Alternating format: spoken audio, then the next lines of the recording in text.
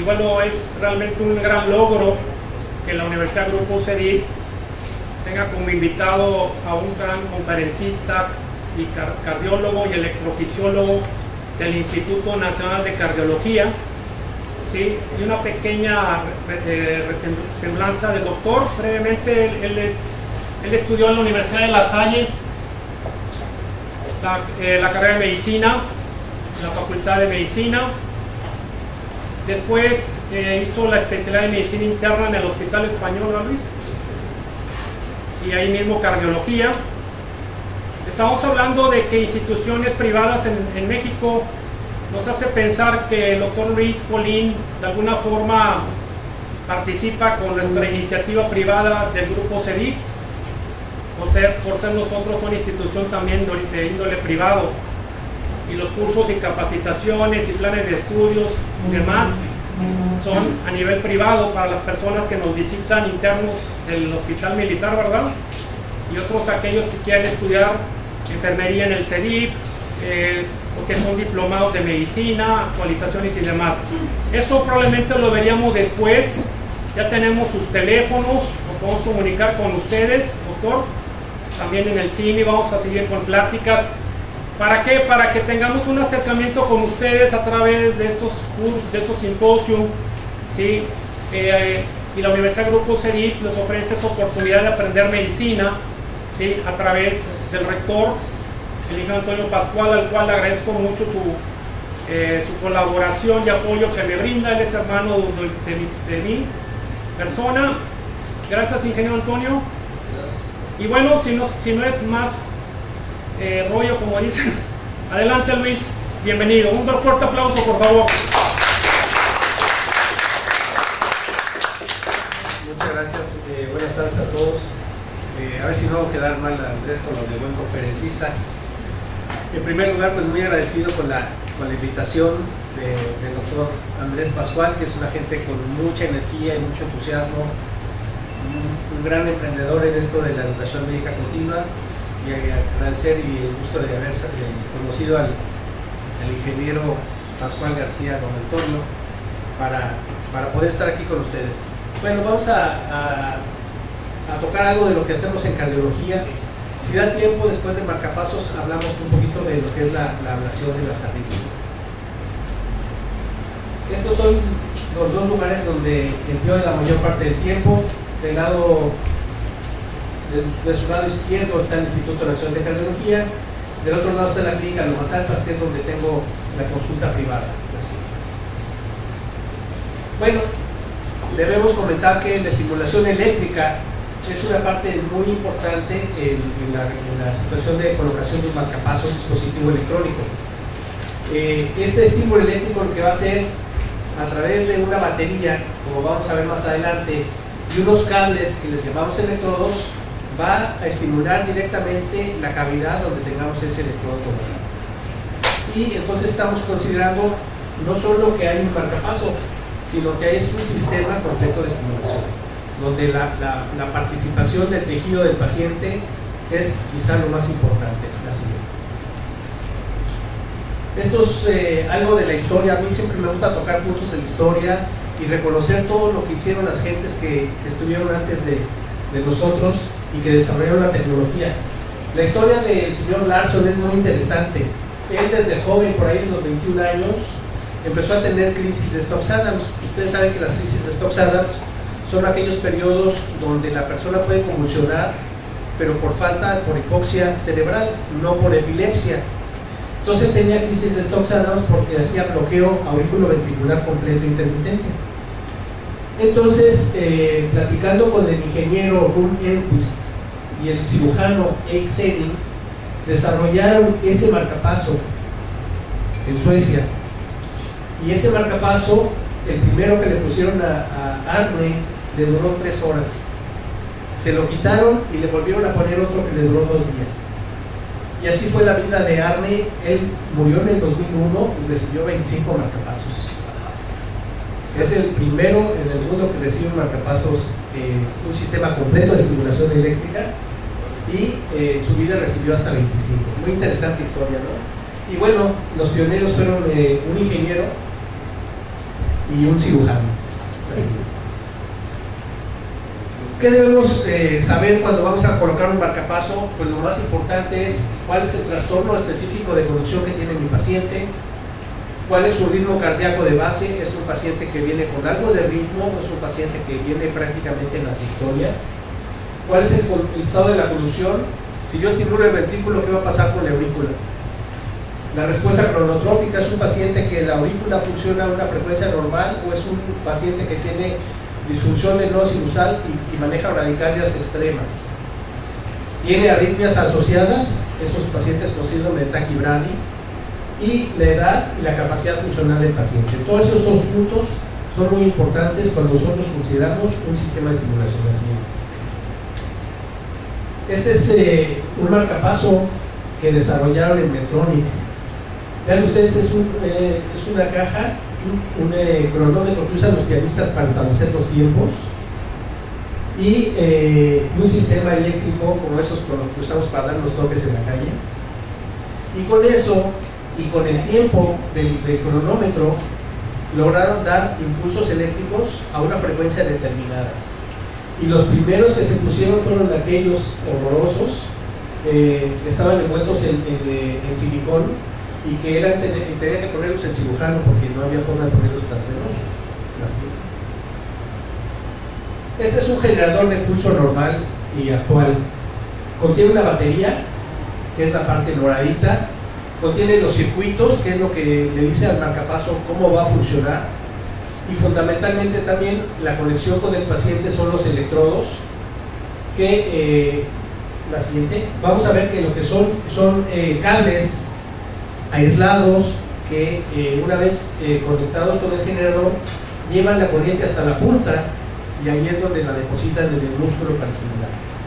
Una cosa muy importante, estos dispositivos no tienen cerebro, entonces el médico es el cerebro que le dice al marcapaso cómo queremos que funcione. ¿Okay? Los marcapasos son unas máquinas muy bonitas, muy bien hechas, funcionan perfecto, pero no tienen cerebro. Entonces hay que programarlas de manera adecuada. La siguiente. La nomenclatura de los marcapasos. Nosotros ahorita, como vamos a ver, verán marcapasos que dicen DDD, BBI, etc. La primera letra es el sitio donde estimula el marcapasos. La segunda letra es donde capta si el paciente tiene impulsos o no. La tercera es cómo responden a ciertos estímulos. Cuarta, programabilidad. Y quinto, si tienen alguna función extra, como son algunos tipos de marcapaso en la corriente. ¿De acuerdo? Y puede ser que sea único, y puede ser en la aurícula o el ventrículo. La siguiente. Estos son los marcapasos, cómo evolucionaron desde 1960 hasta los actuales, ¿no? Donde pesaban 250, 300 gramos, hasta los de ahora que pesan 20, 25 gramos. La siguiente. ¿Qué tenemos que tener en cuenta para la colocación? El abordaje. Ven ustedes más o menos la historia de los marcapasos en los últimos 17 años, son de 5.400 que hemos colocado ahí en cardiología, de los cuales 2.200 nos corresponden a los electrofisiólogos, nosotros nos ponen los hemodinamistas, que en el instituto tradicionalmente eran los que ponían los marcapasos. No había electrofisiología, los hemodinamistas como intervencionistas hacían esta labor. Tenemos dos formas de hacerlo. Uno, que es a través de la disección de una vena cefálica, que es una disección muy fácil, muy sencilla, y que nos da la seguridad de no causar un neumotórax.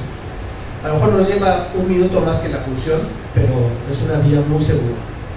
El otro es hacer la punción de la vena subclavia, pero ahí sabemos que la vena está justo detrás de la clavícula y la pleura también. Entonces existe el riesgo de provocar un neumotórax. ¿Es una complicación? Sí. ¿Es una complicación grave? No. Se le pone al paciente un sello de agua y se resuelve ahí mismo en la sala. La siguiente. Y después de colocado el dispositivo, lo que tenemos que hacer es un cierre adecuado por planos, desde el tejido celular subcutáneo hasta la piel, que nos quede una herida íntegra, sin tensión, porque crónicamente lo que vamos a encontrar y nuestros pacientes nos van a decir si queda esto bien o no. Cuando quedan los marcapasos y el sistema tan superficial, cualquier roce de la ropa les va a molestar y les va a causar dolor. O bien va a erosionar la piel y se puede exteriorizar el dispositivo. Entonces hay que ser muy cuidadoso desde la colocación. Gracias. Bueno, esta es una radiografía de un paciente que se le colocó un sistema doble cámara, donde ven que hay un electrodo en el ápex, un electrodo en la aurícula y la batería conectada a esos dos electrodos.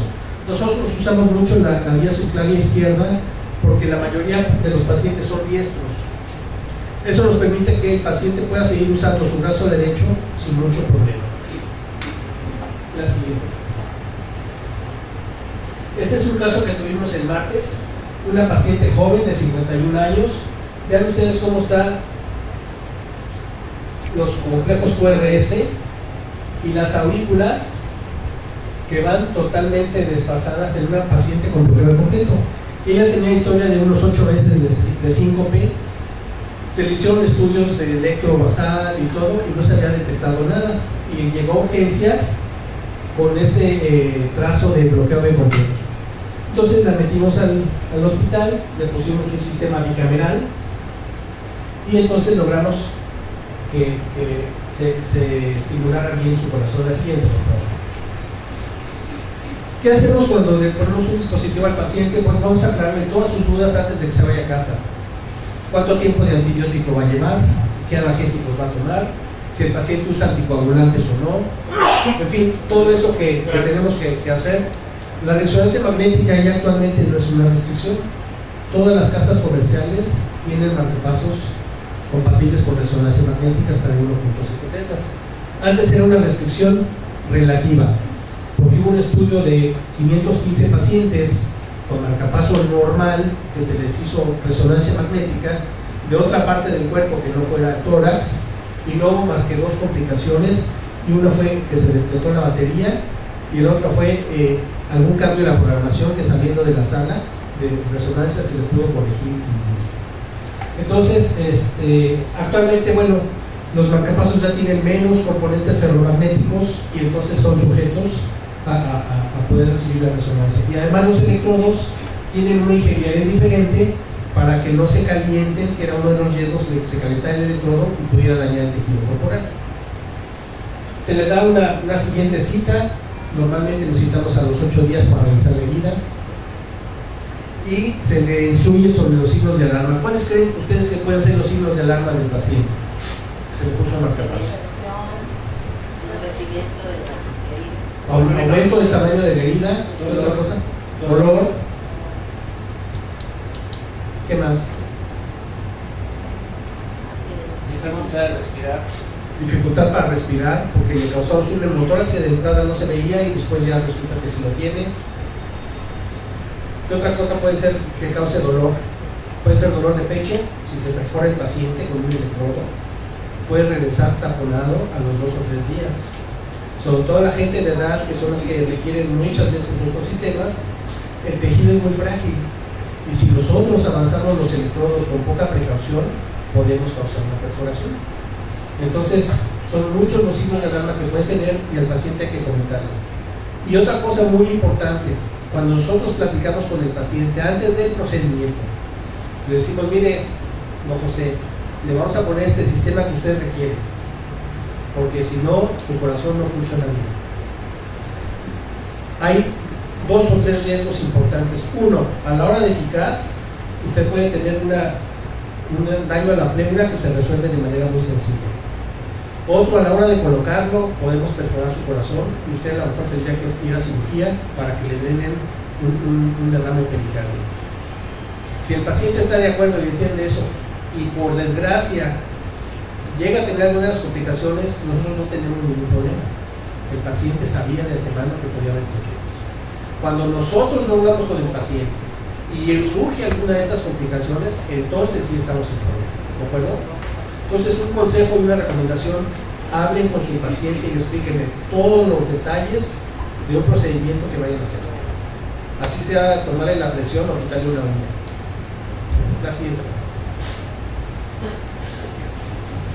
Cuando nosotros vemos al paciente en las siguientes consultas, lo que vamos a asegurarnos es de que ese dispositivo funcione de manera adecuada. Y eso tiene que ser individual. Evaluar los síntomas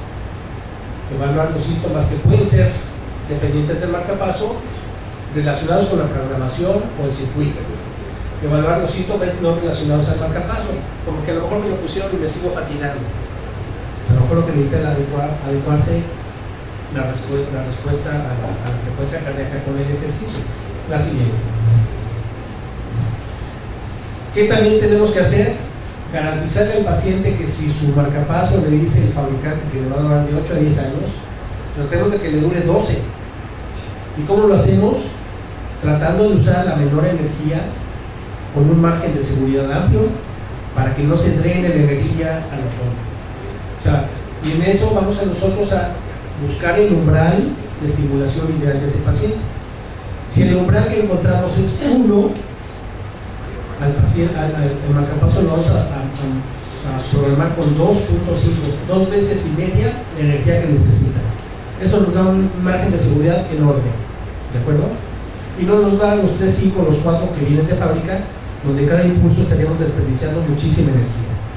Acuérdense que la batería, igual que cualquier otra, tiene una energía limitada y se va a drenar. Entonces nosotros tenemos que cuidar eso, ¿sí? Otra cosa que hacemos es interrogar el dispositivo y ver si detectó arritmias del paciente. Una condición que es muy frecuente en las personas mayores después de los 70 saben que es la fibrilación auricular. Y la fibrilación auricular con el riesgo de embolia cerebral es una catástrofe.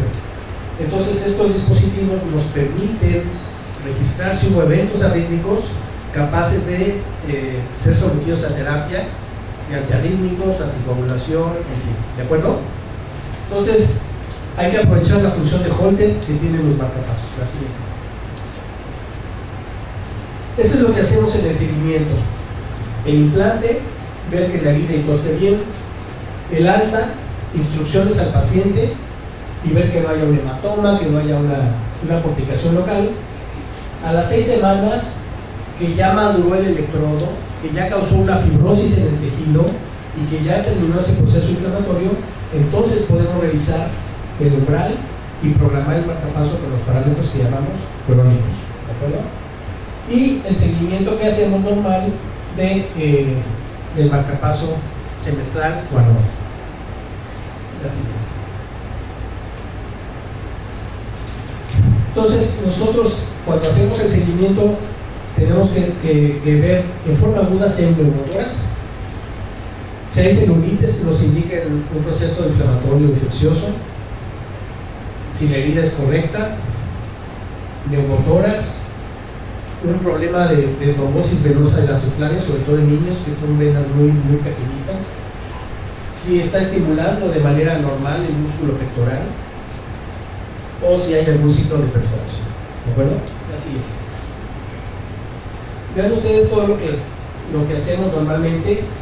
Un paciente inicial, vemos que su silueta es correcta y todo.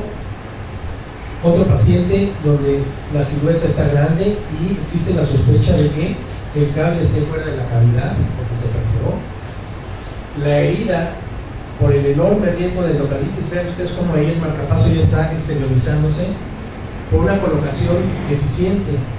Probablemente no dejamos una herida adecuada y el marcapaso empezó a extruirse. O bien cuando la herida muestra signos de infección y está supurando. Acuérdense ustedes que infección de un sistema de estos es endocarditis y una alta mortalidad. Doctor, ¿puedo interrumpir nada más? Sí. Nosotros estamos estudiando, más bien estamos estudiando, ya desarrollamos dentro de la institución dos cosas que van a empezar es necesario grabarlo para que vea el público.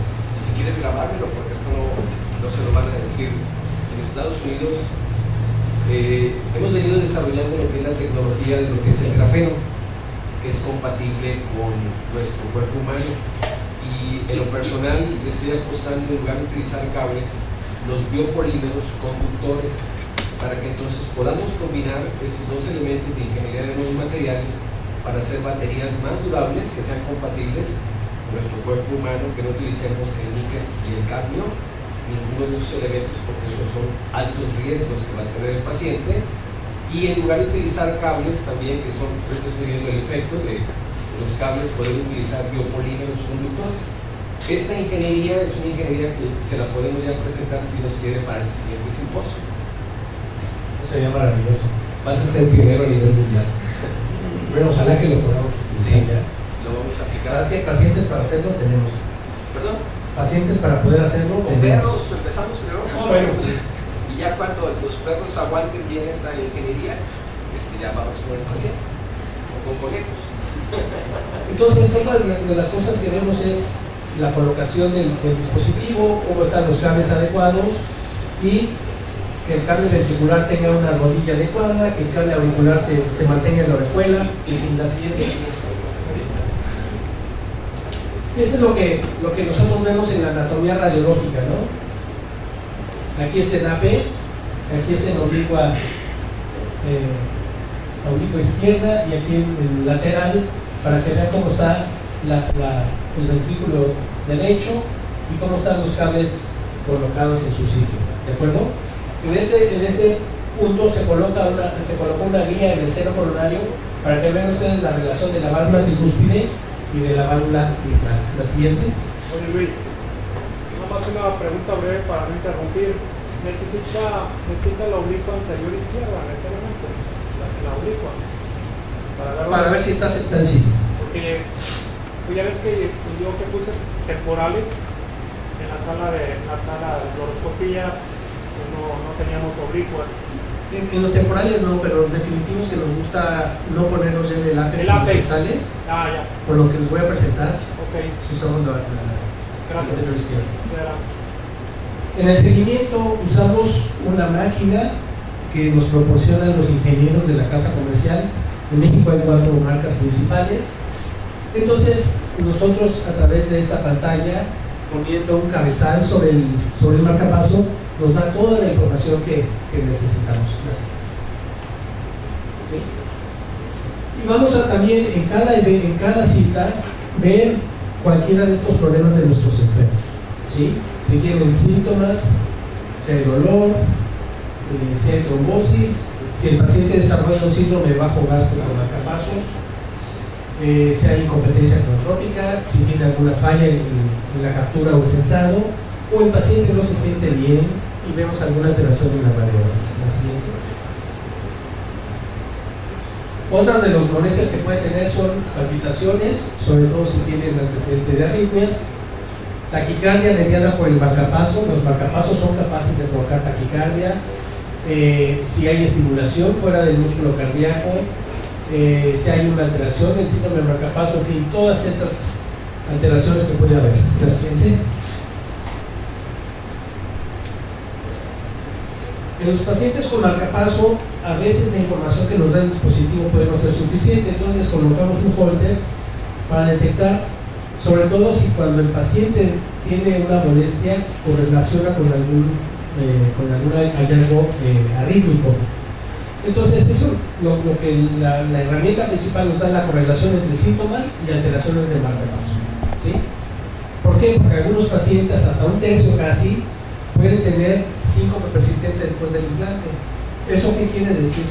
¿Qué se les ocurriría que uno de cada 3 que les pone un marcapaso por síncope pudieran volver a tener el síntoma? ¿Cuál sería la principal causa? Yo pienso que la parte cronotrópica, ¿no? Y eso quería hacerte esa pregunta, ¿por qué no se hace prueba de esfuerzo? No, a muchos sí les hacemos. Para ver la capacidad cronotrópica, ¿no? Lo que puede ser es que son pacientes disautonómicos y que el marcapaso no les va a resolver que les baje la presión arterial y se desmayen. El marcapaso es una terapia eléctrica, sí, pero no aumenta la presión arterial. Ritmo cardíaco, ¿no? Exacto. Entonces son pacientes que fueron a lo mejor mal evaluados, que su problema no era de eléctrico, sino de vasodilatación y de caída de la presión arterial y por eso se desmayaban. Entonces es muy importante evaluar a nuestros pacientes. La siguiente.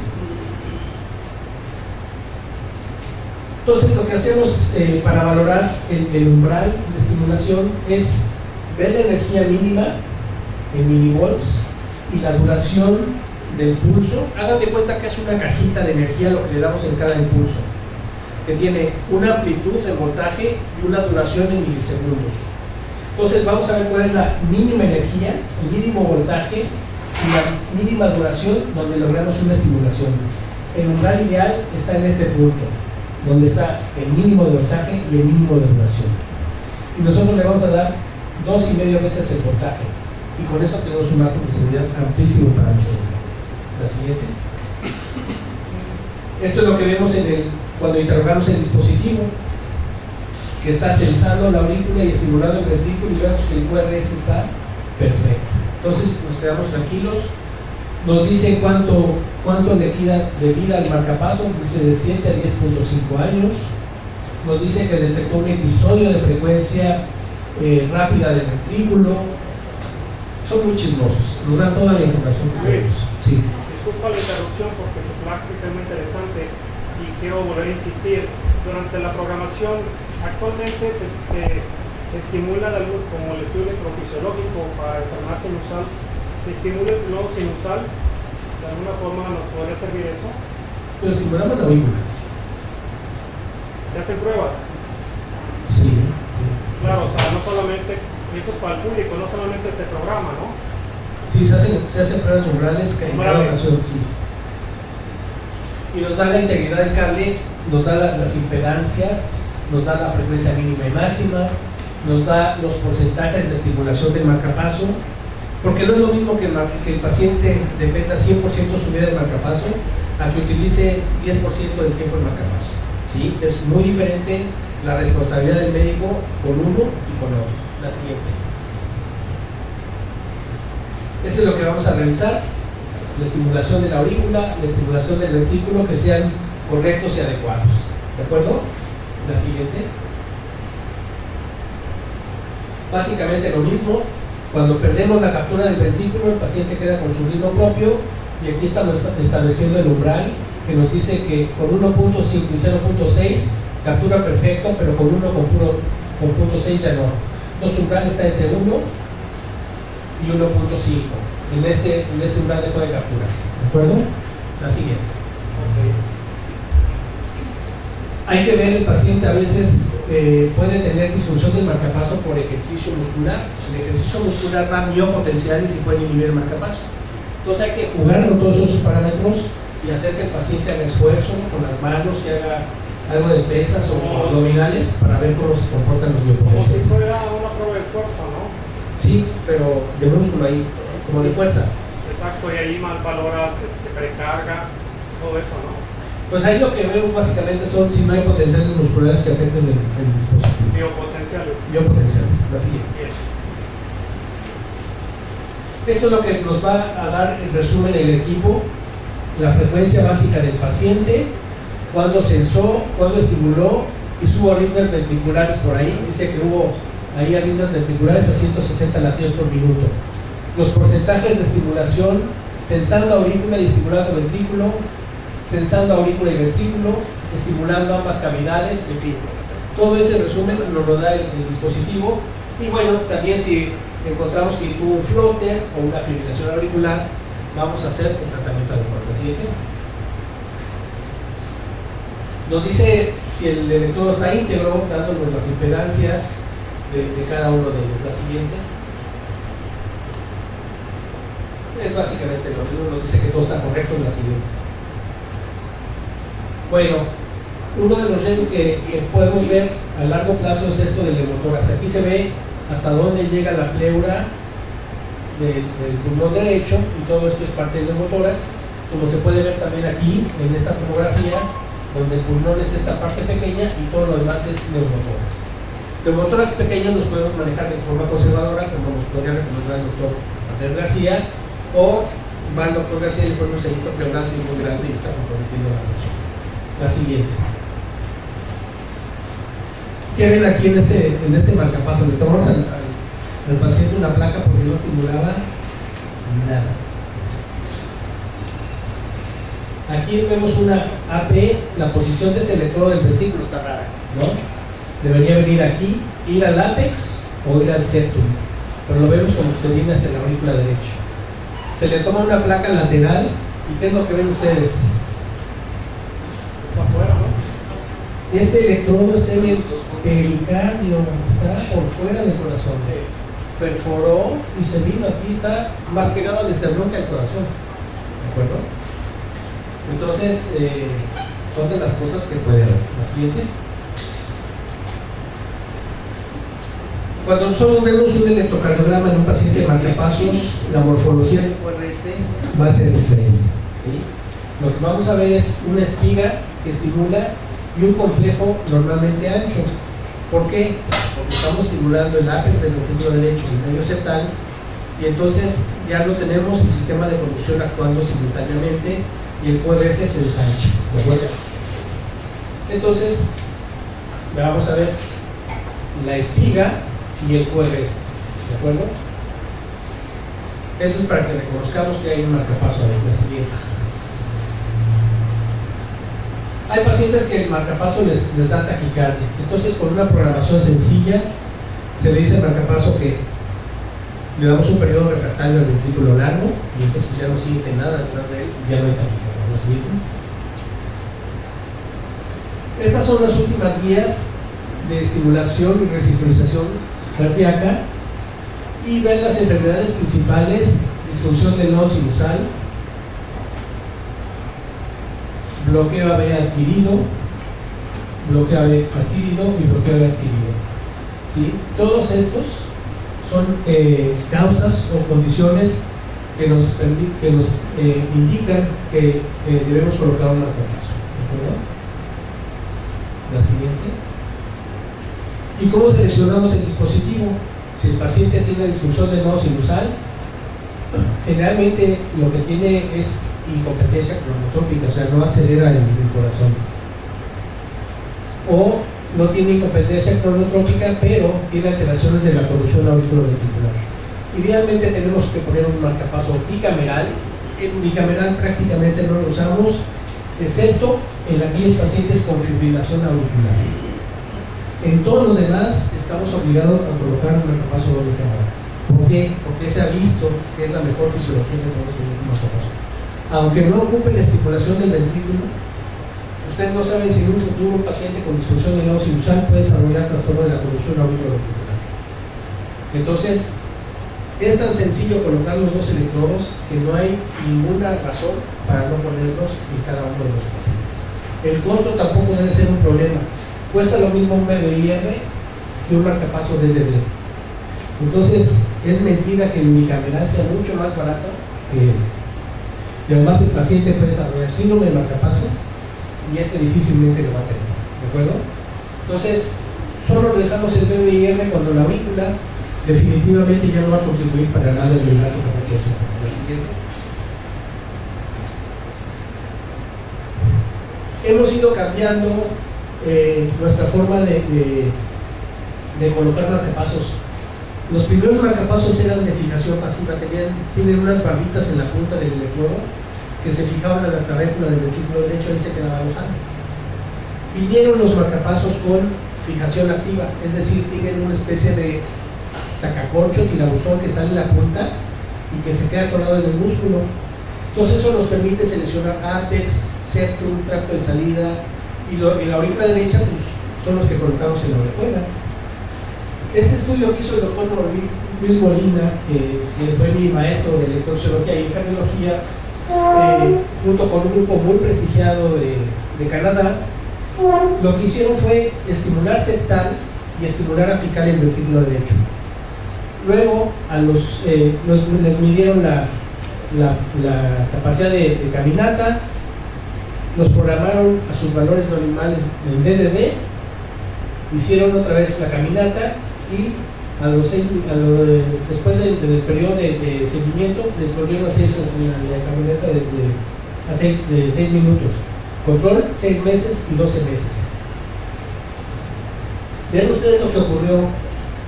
Los pacientes con estimulación septal y apical, la fracción de expulsión, ¿qué le pasó? aumentó progresivamente los dos, pero después, al año, ¿de acuerdo?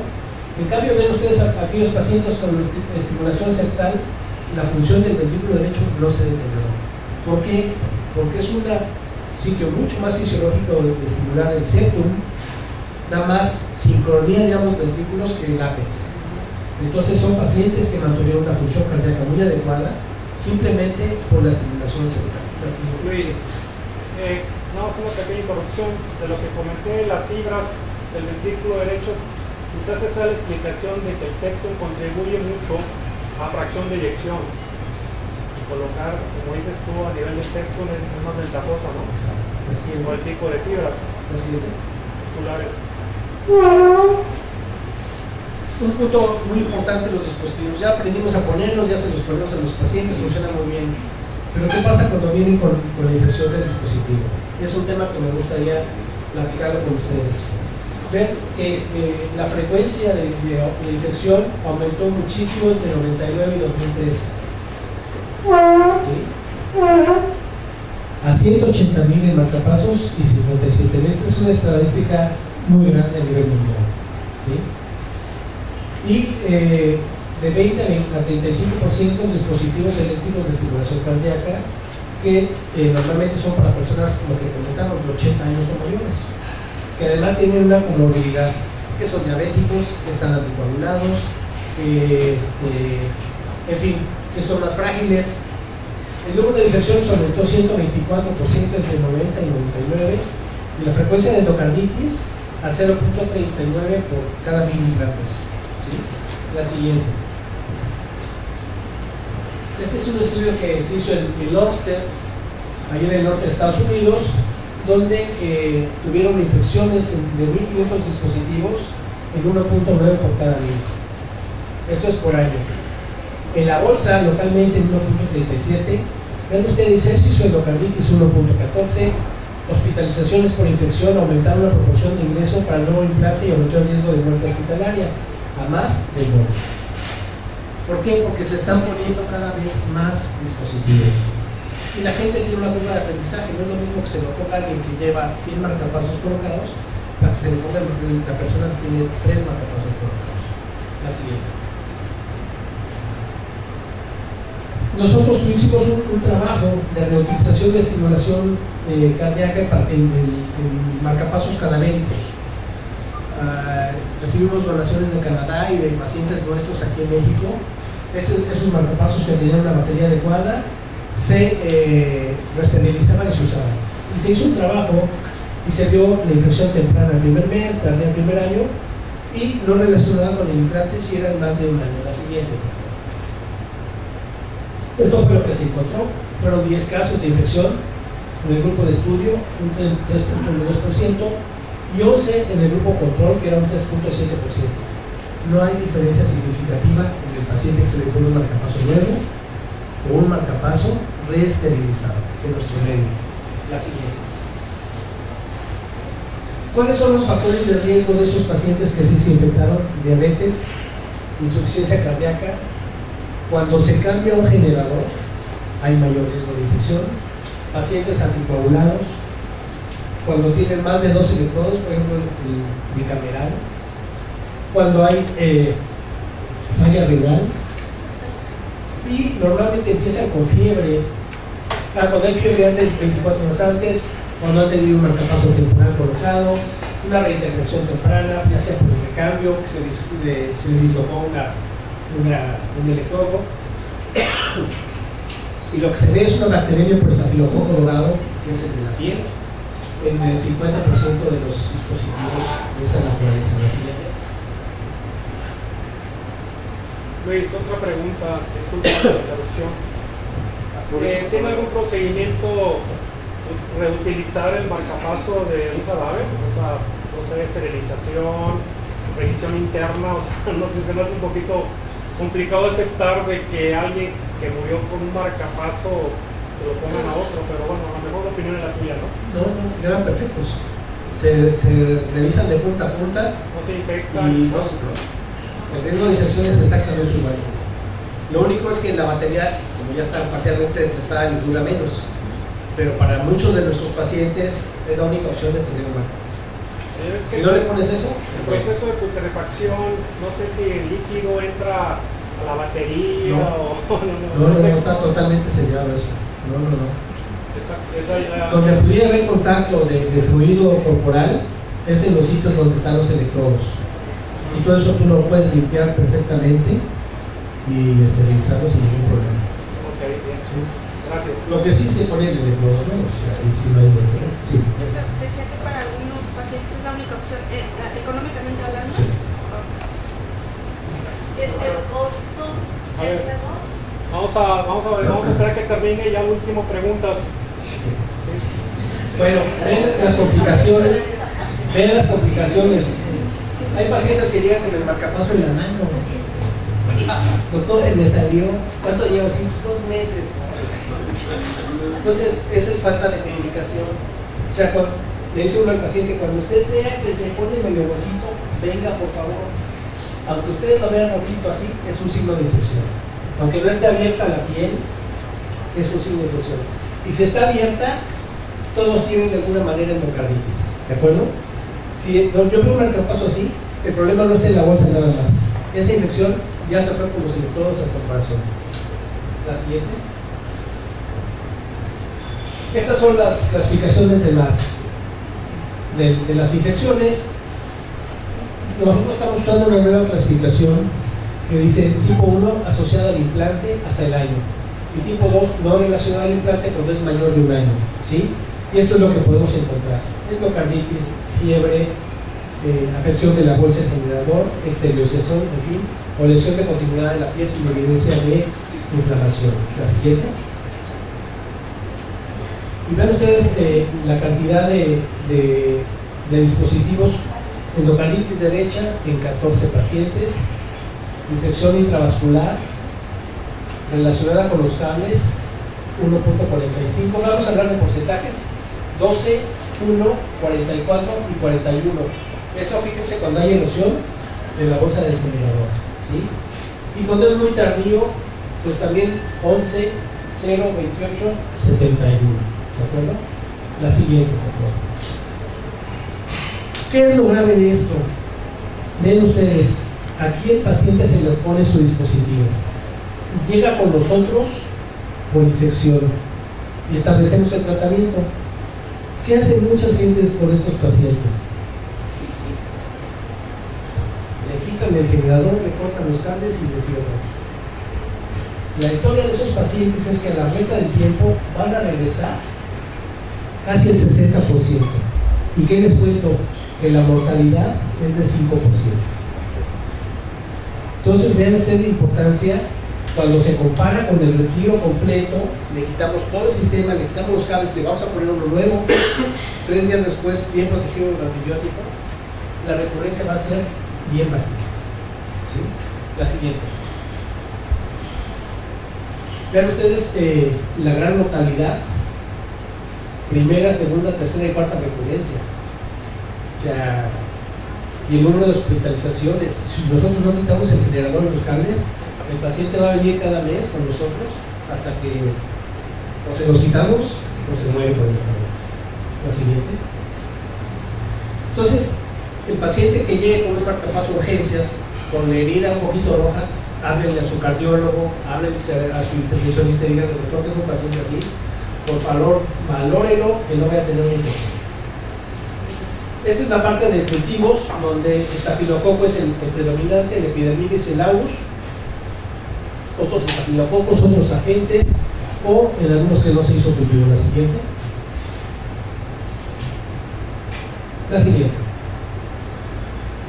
Entonces, se han diseñado sistemas para extracción de cables, ¿sí? Hay una guía que se llama Evolution, que es este alambrito. Hay una serie de camisas que introducimos en la subclavia para jalar el electrodo. Y lo último que diseñó fue estas pequeñas vainas que tienen un gatillo. Esas vainas tienen navajas en la punta y cuando yo acciono el gatillo, giran. Estos electrodos después de 5 años se calcifican y se quedan pegados al tejido. Entonces vamos metiendo la vaina con mucho cuidado. Metemos una vaina de polipropileno, que es un plástico, empujamos, sacamos un poquito la cuchilla y le damos, empujamos la vaina suave, cuchilla y empujamos hasta que se desalojan los electrodos. Y hay otros que se llaman snare, que es un lazo que se puede usar por vía femoral, donde cuando no podemos por arriba, traccionamos metemos el electrodo entre esta asa y lo traccionamos y lo sacamos por la vía femoral. La siguiente. Se han hecho 224 casos, hay seguimiento en 129, edad promedio 55, 200 electrodos, dos taponamientos. Es un procedimiento muy grave, muy delicado, que lo hacemos en quirófano. El cirujano está al lado y preparamos al paciente como si fuera a entrar a cirugía de corazón. Perforar la vena cava y no tener listo eso es que el paciente se muera. Entonces, cuando hay alguna cosa, el cirujano lo abre y cierra el boquete y se acaba. La siguiente. La siguiente. Estos son, acaba de salir en septiembre el consenso para todos estos, y la mayor parte de ellos están de acuerdo en retirar prácticamente todos los electrodos. La siguiente. Estos son los pacientes que vemos. Este es un desfibrilador. El dispositivo es mucho más grande, el cable también es mucho más grande, son más fácilmente infectables simplemente por el tamaño del dispositivo. La siguiente. Esto es lo que hacemos. Este es el alambrito que se mete a través del electrodo hasta la punta del electrodo y nos da una fuerza de tracción muy importante. La siguiente. Esto es lo que se hace. A través del electrodo se mete esa vainita y entonces nos permite hacer la tracción. Esta es la guía que se llama Evolution, y que se mete a través del electrodo hasta la punta, y entonces ya podemos sostenerlo y meter a través del electrodo ya con fuerza la camisa para ir rotando y aflojando. La siguiente. La siguiente. La siguiente. Todo lo hacemos bajo fluoroscopía. Vean cómo se van retirando los cables. Aquí están colocados en las cavidades y aquí ya van hacia afuera los dos. La siguiente. Este es todo el material que sale. Esta es la vaina de plástico y esta es la vaina que tiene las navajas en la punta, y vean todo el material como sale los electrodos completos. ¿Sí? La siguiente. La siguiente. Gracias, doctor. Bien.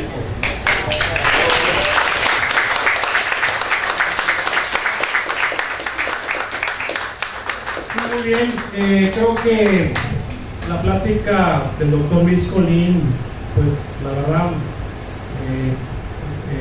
el respeto, Luis, creo que no dudaría que si yo necesito un marcapaso tenga que recurrir a tu persona. ¿Sí? Doctor Walter, qué bueno que vienes. Por eso te invité, ¿verdad? Porque yo sé, tú eres un gran radiólogo, así te considero. Y me gustaría tu opinión también y el resto del grupo. Sí, yo creo que yo creo que no es suficiente colocar nada más el marcapaso, ¿no?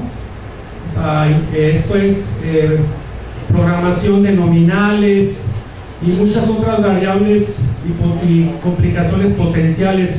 Walter, no sé si quieres hacernos un comentario y te agradezco tu asistencia. Realmente, un aplauso para el doctor Walter, por favor. No, realmente impresionante, se nota la gran calidad del doctor. Le precede su fama y sabemos que sabe manejar este tipo de complicaciones, lo cual no es fácil manejar en nuestro medio. Cuando un marcapaso se infecta, se complica, ya necesario retirar los electrodos, es prácticamente posible aquí. Por eso es importante tener para dónde dirigir los pacientes. Gracias por tu comentario. Doctor Esteban, tú que eres una persona que refieres muchos pacientes a Tampico, me gustaría tu comentario. quiero decirles que el doctor Esteban es un médico general de prestigio en Guayalejo. Dime, Esteban, ¿qué opinión tienes? Muchas gracias, Andrés.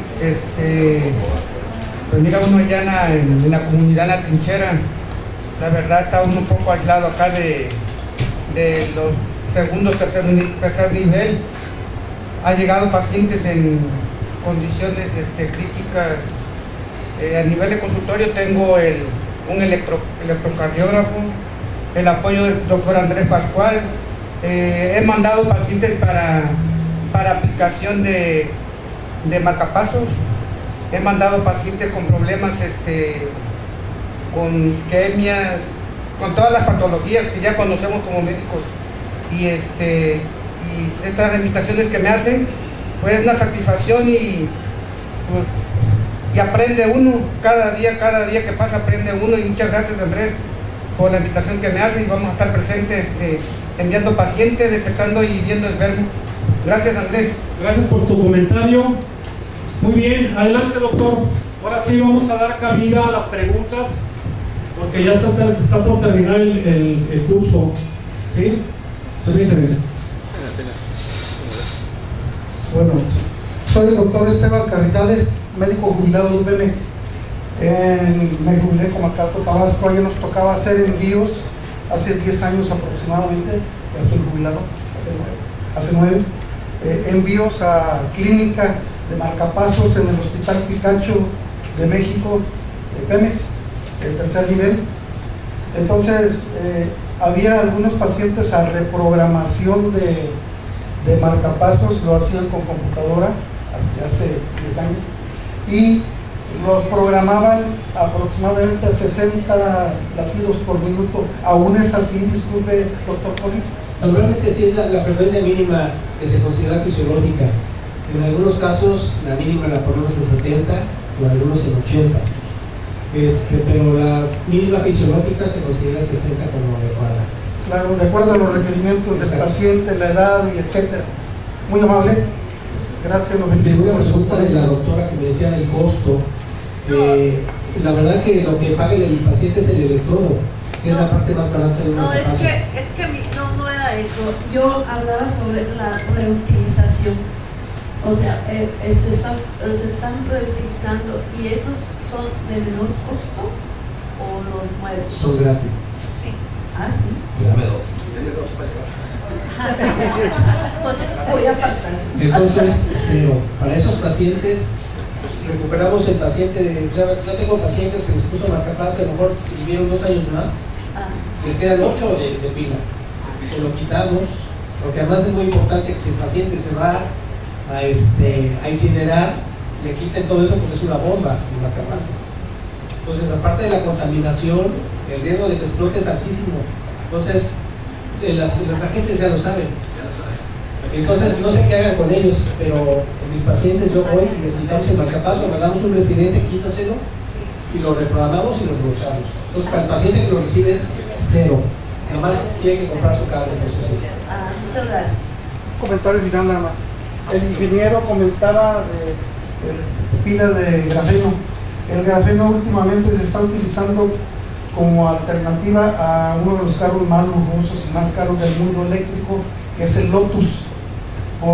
Acumulan las pilas para disminuir el peso del vehículo y por lo tanto pues la durabilidad y dura muchísimo. Qué buen cine. ¿A dónde vamos a llegar? Y se van a es acordar de mí. Vamos a llegar a recargar la batería y vamos a tener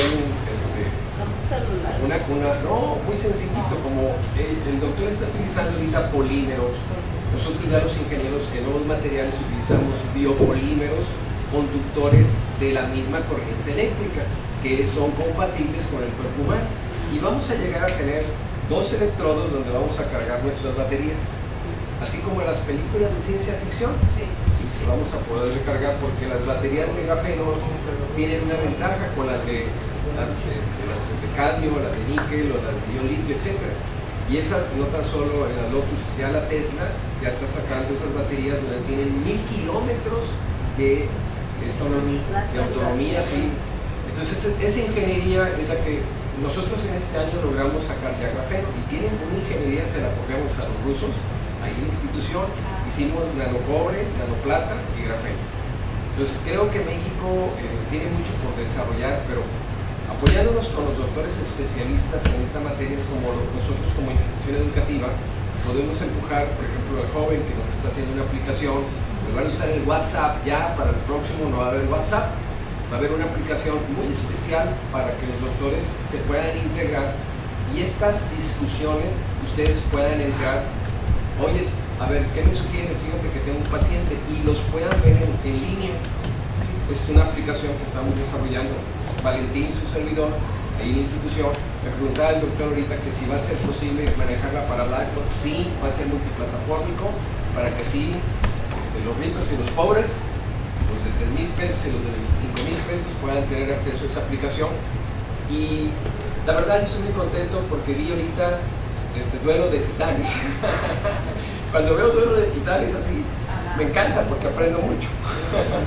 Y eso, bueno, pues es lo que nos enriquece como sociedad, ¿sí? Al final es como vamos evolucionando hacia las nuevas ingenierías y los que estamos atrás, pues, se va a escuchar un poco mal, doctor, pero podemos hacer también muy buenos negocios de todo esto, no tan solo de los cadáveres, es decir, podemos ir más allá todavía en nuevas aplicaciones para los nuevos ingenieros, en los nuevos sistemas de comunicación, en el que no estemos utilizando las redes sociales. Yo estoy en contra de las redes sociales. Las redes sociales son pervertidoras en su totalidad. No manejan ni valores, no filtran nada, ¿no? A veces falsas. ¿A veces qué? Falsas.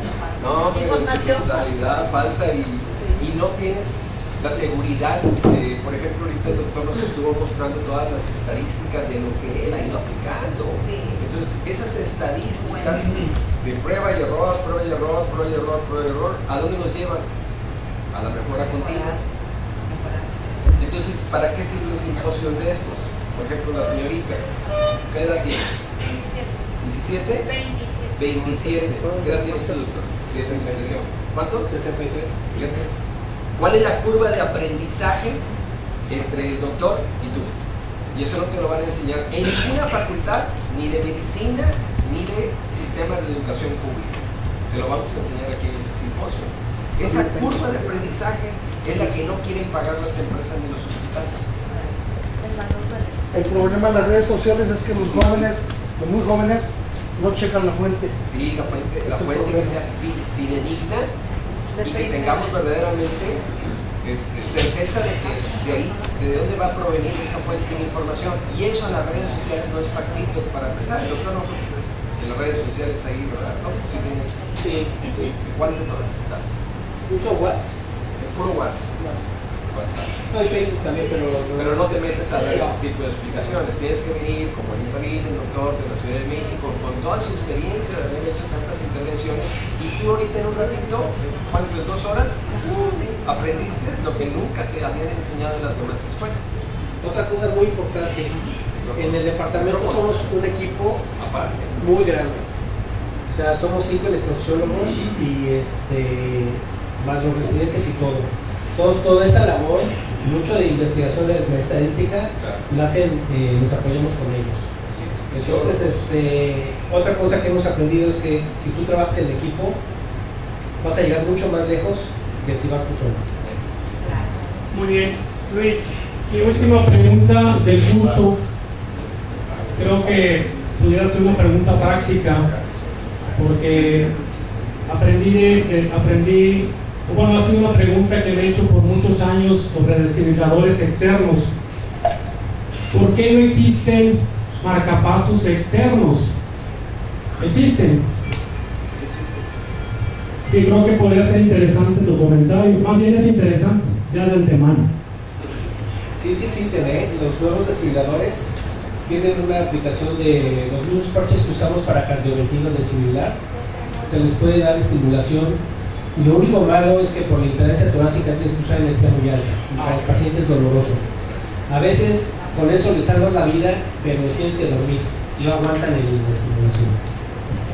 Mi enfoque principalmente es la subclavia, y tu presentación es bien clara, ¿no, Walter? picar la subclavia, el riesgo de neumotórax lo veo muy potencial. No sé si quieras hacer un comentario, Walter, porque yo pensaría en otro abordaje como la angioplastía, ¿no? A través de la técnica de la Sony. Pero el diámetro del cable, etcétera. A ver, adelante. Lo que pasa es que la longitud de los cables no te permite ir mucho más lejos. Hay que hacer otros. De a metro, entonces eso sí ya también implicaría una dificultad. Impedancia también. Impedancia y dónde pones el generador. O sea, el chiste es el acceso, pero el cable se tiene que quedar ahí para poner el generador.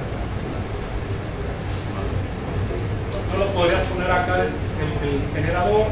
Sí, lo puedes poner ahí, pero implica... Otro acceso venoso que no sea subclavial. Pues no, es que es difícil. Tendría que ser o femoral o braquial más bajo, pero ¿qué haces con el electrodo del brazo? Para moverlo y todo. Yo creo que técnicamente lo más sencillo es cefálica, que usamos muchísimo la disección. No te lleva más de 3 minutos fisicar y encontrar la cefálica.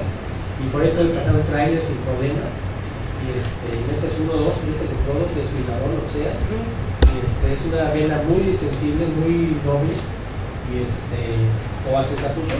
De hecho, lo vi en el Instituto Vía Cefálica en ocasiones. Sí.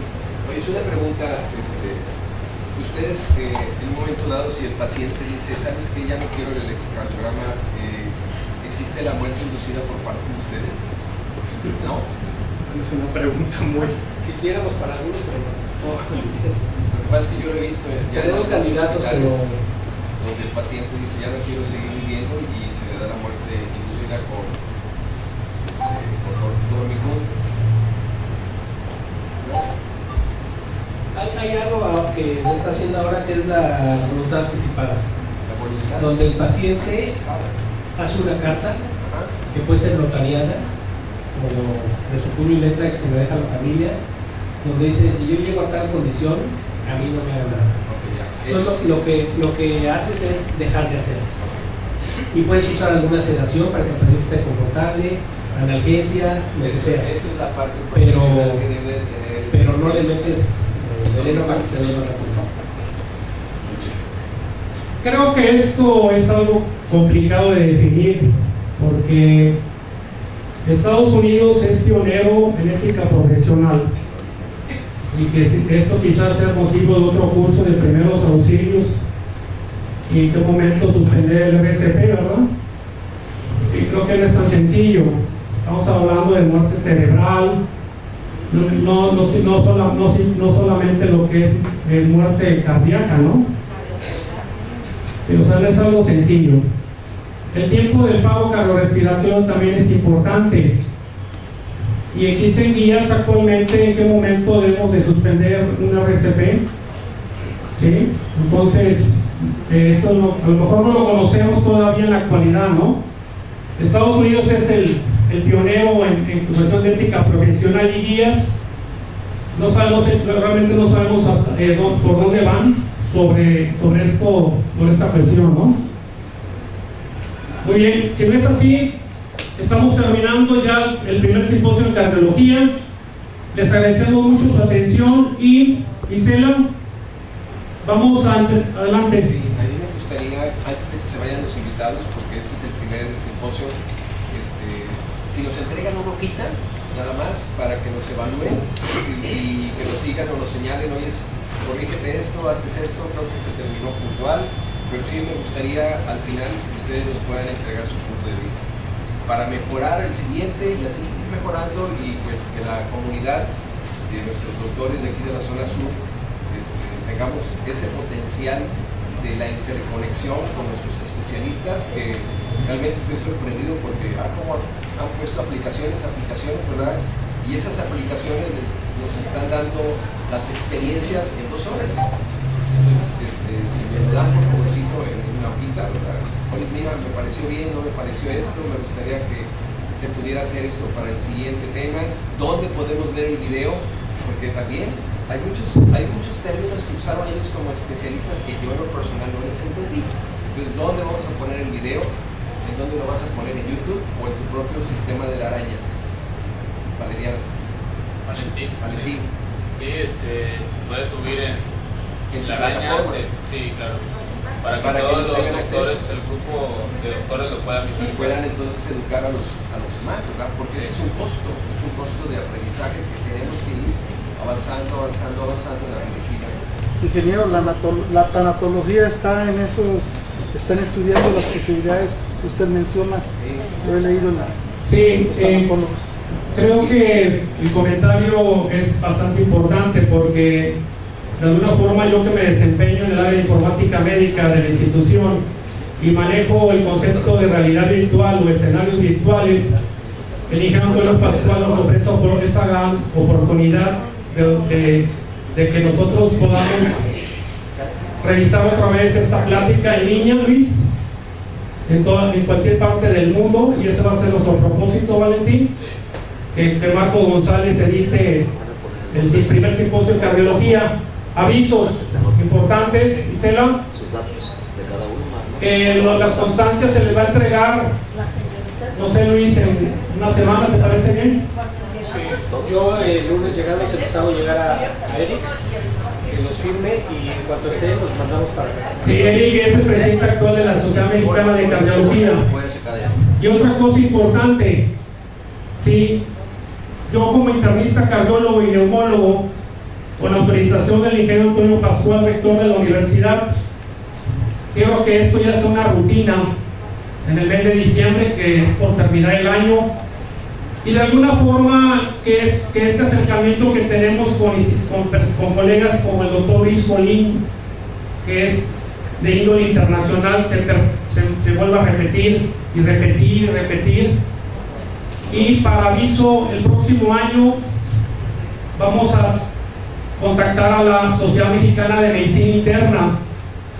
El año pasado fue neumología, el día de hoy cardiología, y yo también como internista quiero participar con la Sociedad Mexicana de Medicina Interna, Luis, invitando a médicos, dermatólogos, gastroenterólogos de los institutos nacionales de salud, como es el Instituto Nacional de la Nutrición, y ese va a ser el enfoque del próximo año, dermatología, colegas, para que no se pierdan la película, ¿sí?